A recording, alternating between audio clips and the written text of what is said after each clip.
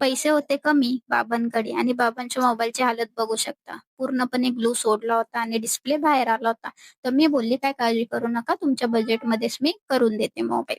असं नाही की ते मला पैसे कमी देत आहे म्हणजे मी काम वर-वर करीन. मी पूर्णपणे तो डिस्प्ले काढला, त्याची फ्रेम जी आहे ती चांगल्या प्रकारे क्लीन केली. म्हणजे जे आम्ही इतरांना देतो तसेच त्यांनाही मी क्लीन करून दिली. काम झालं आपलं एक फर्स्ट काम असतं का तो मोबाईल नीट ऑपरेट होतोय का नाही म्हणजे आपण चेक करून द्यायचं.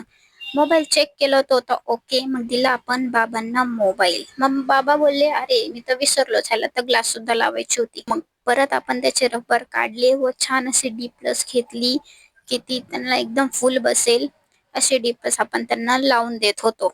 ग्लास टाकत असताना बाबा मला सांगत होते, की "मी एक कवी आहे, मी कविता लिहीत असतो.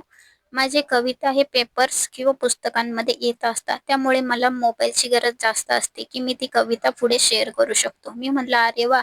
सर्वात चांगली गोष्ट ही आहे की तुम्ही आत्तासुद्धा तुमचं पॅशन फॉलो करता."